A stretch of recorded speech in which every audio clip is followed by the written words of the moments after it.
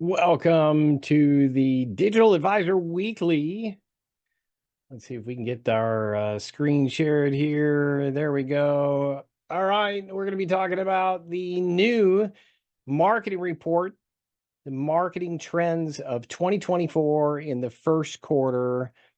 And one of my favorite marketing companies for financial advisors and life insurance agents, Broadridge, continues to put out the most comprehensive reports to give you an insight to the industry and what you can do to be improving your practice performance and return on investment. If you want a full copy of this report, I encourage you to go to the URL on screen. I wish I had a QR code, but there's the long form. I'll put it in the chat, also in the description. But let's dive in. I'm just going to give you highlights here so that we can help you stay in touch with what's happening in our industry. Okay, so we're going to be talking about, of course, the 2024 first quarter trends that are happening. So you can kind of see an overview here, but we're going to dive in and I'm going to go through these one at a time.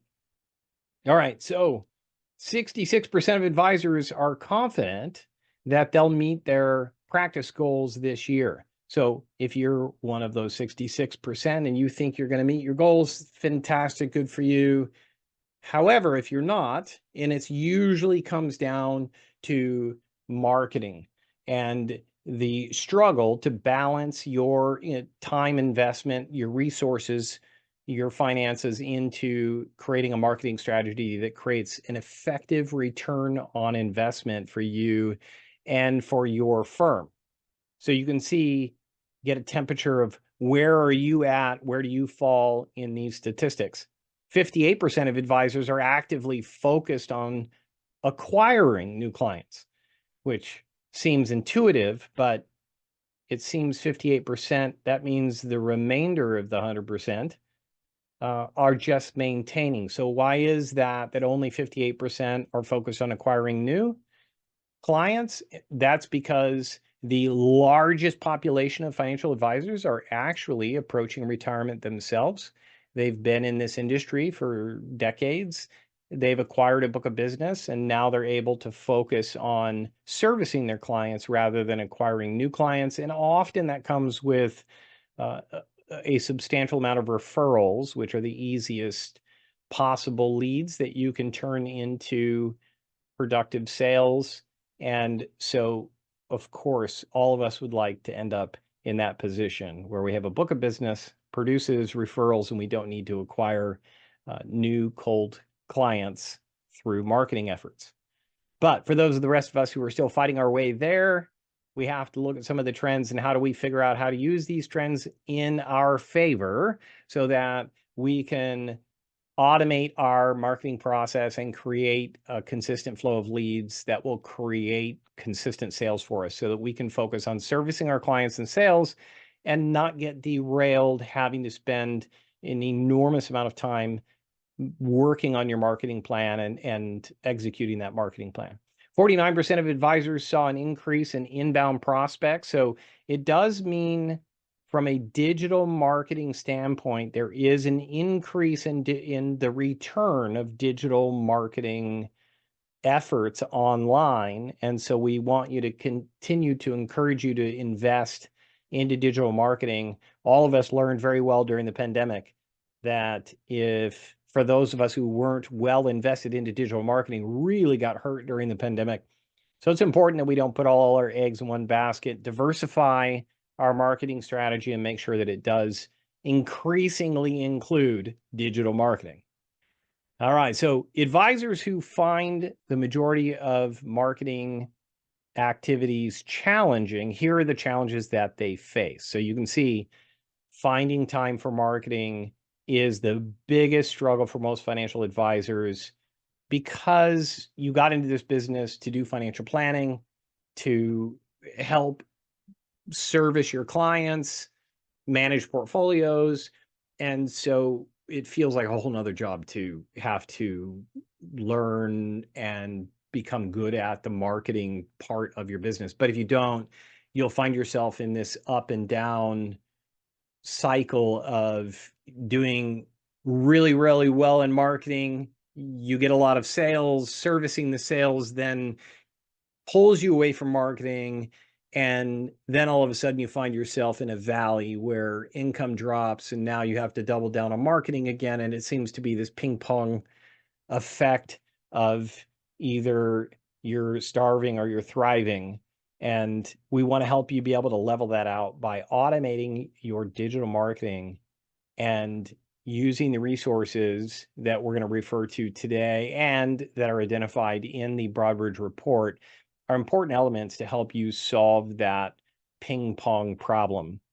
All right, so other advisors are saying resources, finding people to help with marketing. I'm here to tell you that if you use technology, automation, artificial intelligence, and virtual assistants around the world, it is an absolute game changer. We've been in this industry since 1974 when my dad started this company. And using those three things I mentioned, again, automation, artificial intelligence, virtual assistants, absolutely transformed our business for pennies on the dollar. And now better than ever, especially with the last 2 years of the proliferation of the AI technology, it has accelerated your ability to consolidate your time and efforts into marketing and personalize your marketing more so than any other time in the history of our industry. So this is the time to jump in, and AI can help you develop a plan. If you use AI for research, development, and writing, and you combine all of those, there's different tools that are better for each of those. If you're not sure which tool to use and you want to develop a marketing plan, you want to integrate artificial intelligence, you can reach out to me at schedule15minutes.com, schedule15minutes.com, and I'll give you free referrals for any sort of technology that you need or resource for artificial intelligence, what tools would match up what you're trying to accomplish in developing your own personalized marketing plan. All right, so now let's look at spending trends. So marketing spending trends, as we jump right in, the average advisor spent $15,000, almost $16,000 in marketing ad spend last year. And teams, that means more than one advisor working together, spent even more, which sounds counterintuitive. You think teams would spend less, but the reality is teams know that they can get there faster by working together as a team. They can learn everything they need to learn to make sure they can turn the marketing investment dollars into profit and return on investment much faster than an individual advisor can do solo. When you're solo, you're in isolation and you're not be able to get the feedback of other advisors about what's working and what's not working. Oftentimes you'll drift in and out of things that work and don't work, and you'll end up spending more than you need to. Once advisors figure out what works in a team, they are more than happy to spend more because they are more confident they're going to get a return on investment. All right, so advisors acquired 15 clients last year at an average of about $600 per client, which is really good. $600, that's an client acquisition cost. Most advisors are spending about $300 to get a warm lead. That would be like a workshop attendee, dinner workshop attendee, webinar attendee, maybe it's a little bit less than that, about $300. If you could convert I would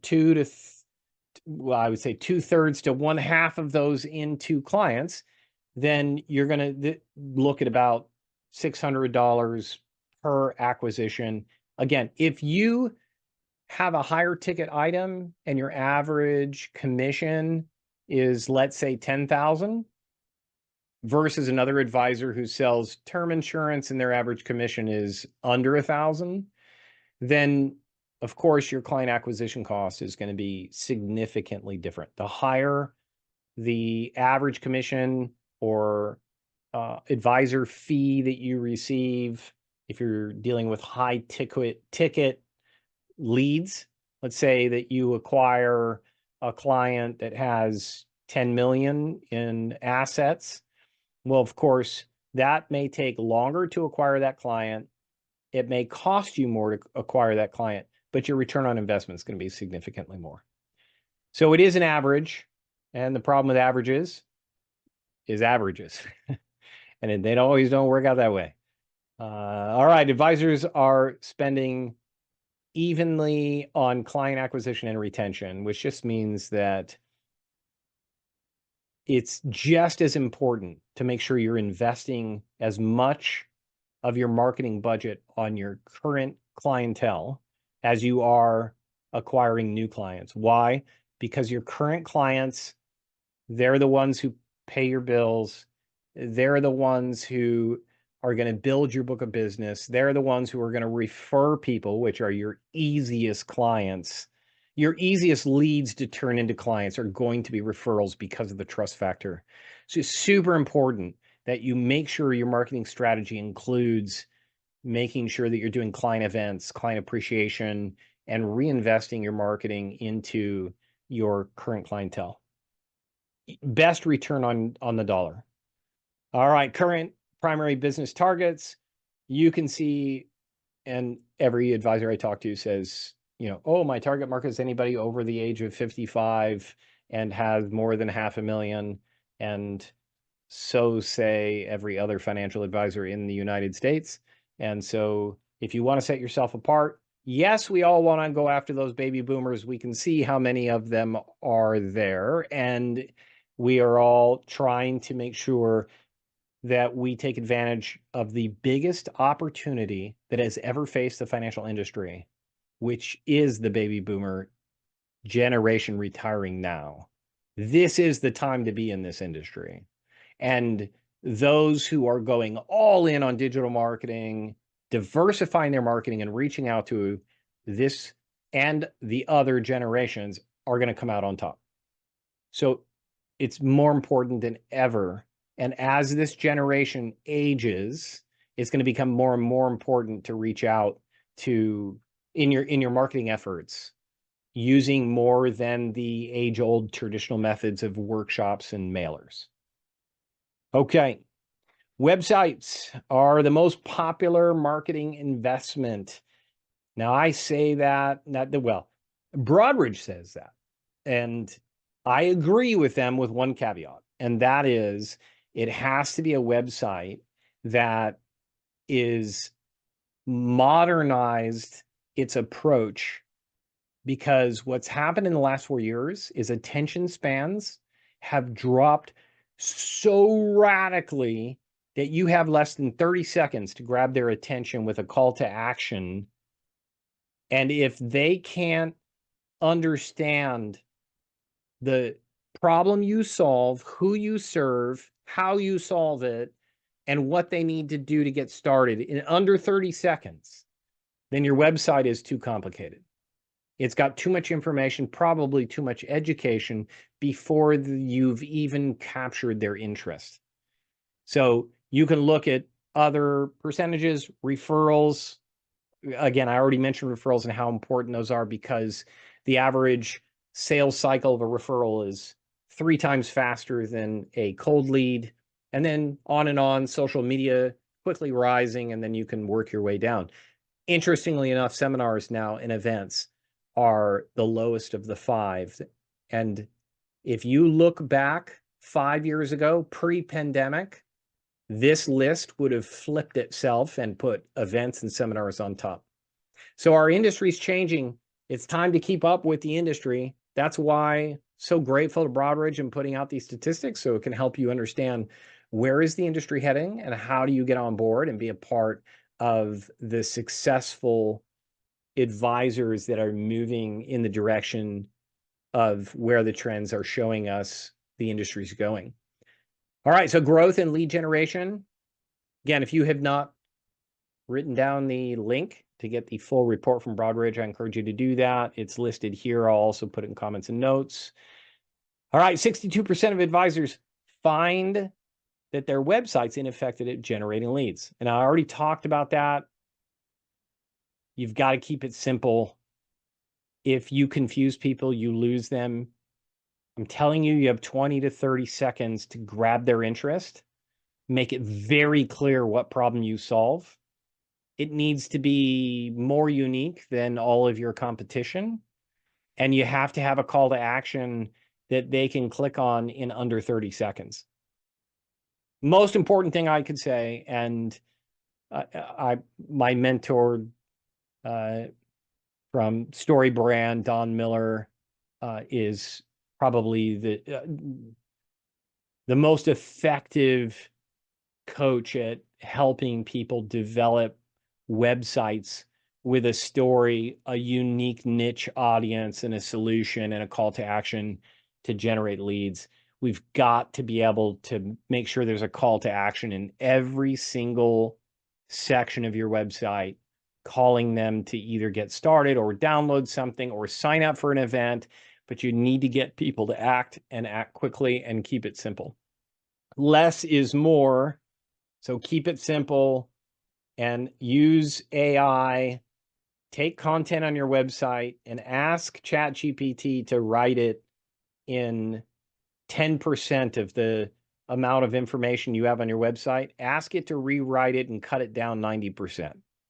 And you can actually communicate the same exact message with 90% less text on the page, and you're going to see a much better result. All right. And we talked about ineffective leads.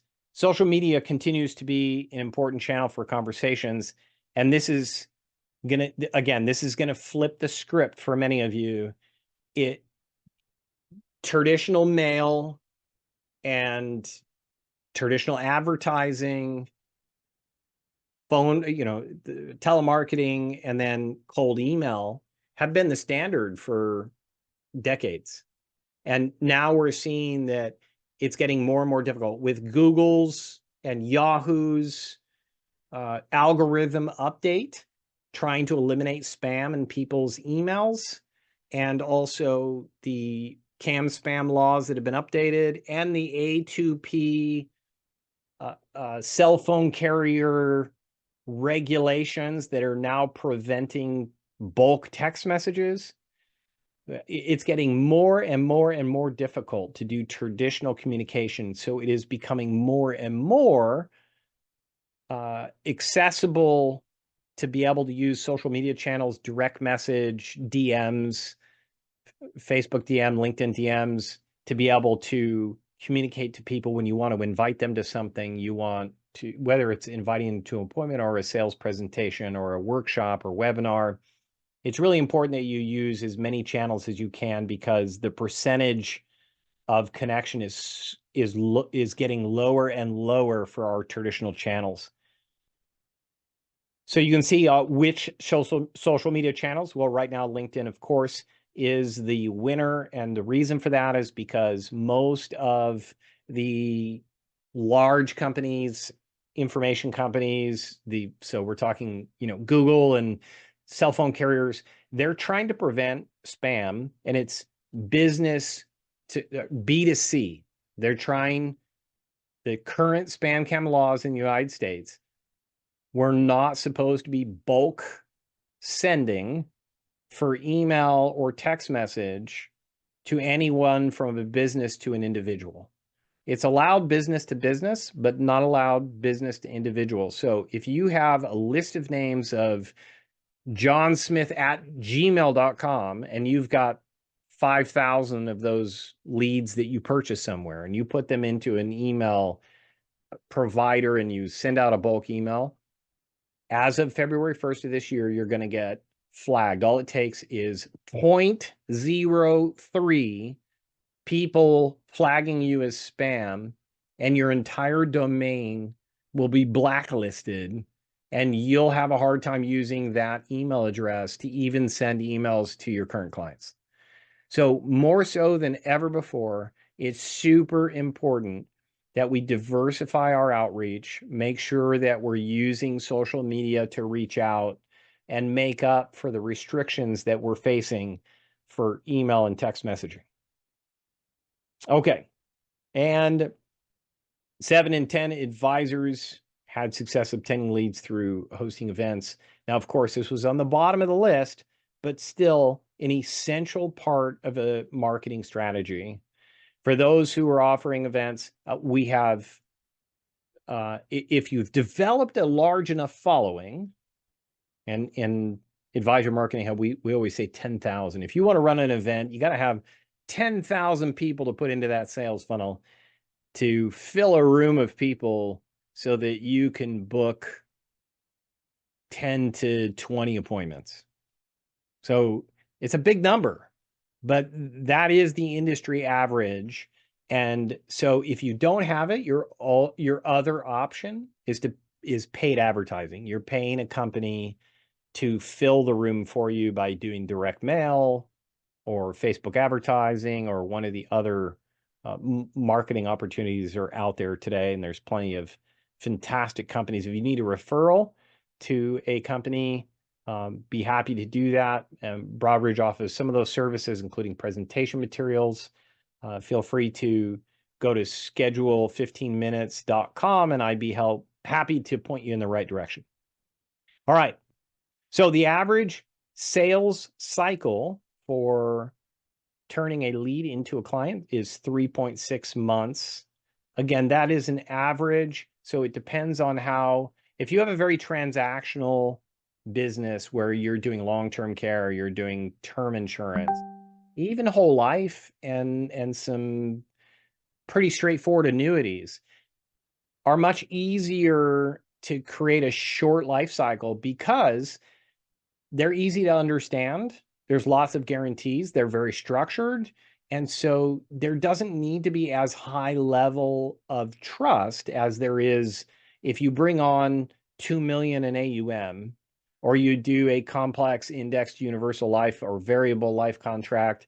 Of course, it's going to take a lot of education and a lot of relationship building to get them to trust you enough to take that big of a leap to get into business with you. And of course, that's going to increase the life cycle of converting that lead into a sale. All right, so investor expectations, important to understand, of course. We have to meet those expectations to turn them into sales. I mentioned it before. My mentor, Don Miller, talks about keeping it simple, and his famous phrase, which is, if you confuse people, you're gonna lose people. And in our industry, we have a really bad habit, including myself and teammates that have struggled with it before. We want to educate. And so if you lead with education and you put too much information in front of them and they're overwhelmed and their eyes are glassing over, everybody knows exactly what they're going to say at the end of your meeting. Let me go home and research this, and then I'll get back to you. And that's what we need to avoid by keeping it simple. Don't overeducate. Instead, inspire them to change their thinking and behavior. You don't do that through logic. You do that through emotion by connecting with people, with storytelling, and developing a relationship with them. And when they get to a point where they trust you, then you can dive into the education part to build their confidence. So my encouragement, again, inspire rather than educate. Well, inspire before you educate. That's what I would leave you with. All right. Only 4 in 10 advisors are sharing personalized content. Bottom line, I don't like social media either. There are days where I really dread it as a marketing director of a financial planning firm in Southern California. I don't want to pick up my phone and share personal stuff. However, if we're trying to build the trust of cold leads, and they've got to get to know us, trust our values, our intentions, our approach, that we're an expert in our field, and that we're the best one suited to help them, they need to get to know you. You need as many touch points as possible. If they see you on Facebook, then see you on YouTube video, and then go to a webinar, and then come back and they read reviews about you, every one of those touch points makes a significant difference. And from a statistical standpoint, it takes 8 to 10 touch points before somebody is even interested in having a conversation with you. So it's really important to integrate that into your digital marketing strategy, to be multi-channel and continuing to be personal. You want to use technology like AI and learn how to master doing AI prompting so that you can get output that represents your voice, your personality, your values, so that you're not just putting out, oh, this is how a 401k works. You need to put in your humor, your preferences, your bias. All of that needs to read through in your content. That's what it means to personalize your content. Don't use canned, recycled content. Make it your own. If you have recycled content or it's being syndicated to you, great. Use it, but rewrite it. And you can use AI to do that for you. If you need an AI tool, the best AI tool that would match your specific needs, again, you can schedule15minutes.com and I'd be happy to point you in the right direction. Advisors are not meeting investor expectations on communication frequency. We talked about that. It's not just frequency. It's also the diversification of different platforms. You could send an email every other day, but if they're not opening your emails, then they're not getting anything. So you got to hit them somewhere other than email if they're not opening emails. And so diversification, automation will help you be able to do that because it's impossible to hit everyone on every channel unless you automate the process. And in Advisor Marketing Hub, we talk about 3 things: automation, artificial intelligence, and virtual assistants. If you embrace those 3 things, implement them into your practice, I promise you it will cut your marketing. If you are effectively marketing, it will cut it down to an hour a week. If you're not effectively marketing, well, then it'll help you limit it to an hour a week, and everyone can afford an hour a week. So let's jump in, because I just mentioned AI. The AI adaptation, the usage of current advisors. Only 8% of advisors are using AI. And I'm telling you, there's an enormous opportunity. AI has saved me more time than any tool, any technology, any app or platform I've ever used in 25 years of doing marketing. AI has saved me more time than any other tool I have ever used. And I have spent hundreds of hours researching how the difference between the different AI platforms and tools, and then how to prompt it to make sure it's not spitting out recycled content, but actually prompting it to write in my tone, my personality, my preferences, my bias, so that it does sound like I wrote that content. And again, it's a skill. We do have a class that I teach on coaching AI, but if only 8% of advisors are using it, look at the opportunity. That means if you're using AI, you have a significant competitive advantage over your competition. So the takeaway from Broadridge's feedback on trends, boy, I would double and triple down on your usage of learning and mastering AI and integrating it into your practice. All right, so again, leverage AI. Where do you leverage it? Well, 62% of advisors are using AI is helping them personalize their content. That sounds counterintuitive, because if AI is generating the content, how personal really is it? It's all in the prompting. You can prompt, rewrite this article in a more casual tone, with a personal story and a couple jokes, and it will literally rewrite it exactly as you suggest. And if it's not if it doesn't represent your voice, you can then just simply ask it again, rewrite the same article, but this time do it this way. And if you learn how to prompt it correctly and get the results that you want, you can continue to use those prompts over and over again to write emails, responses on social media. I mean, you can do 10 weeks worth of follow-up emails in 10 minutes. It's unbelievable. An amazing technology. And again, encouraging you guys to take advantage of it. You can click on the link below and I'd be happy to point you in the right direction. Okay, and then 41, well, let's go, automating. Yeah, so you can automate admin tasks. We talked about automation, and AI can even do coding. It can write apps. It can do mathematical algorithms. It's unbelievable what AI can do. I could teach a whole class just on the AI piece of it. Hopefully that's the takeaway you guys can take from the report, is that if time is the biggest issue, the biggest obstacle that Broadridge is pointing out in this trends report, AI is the biggest solution.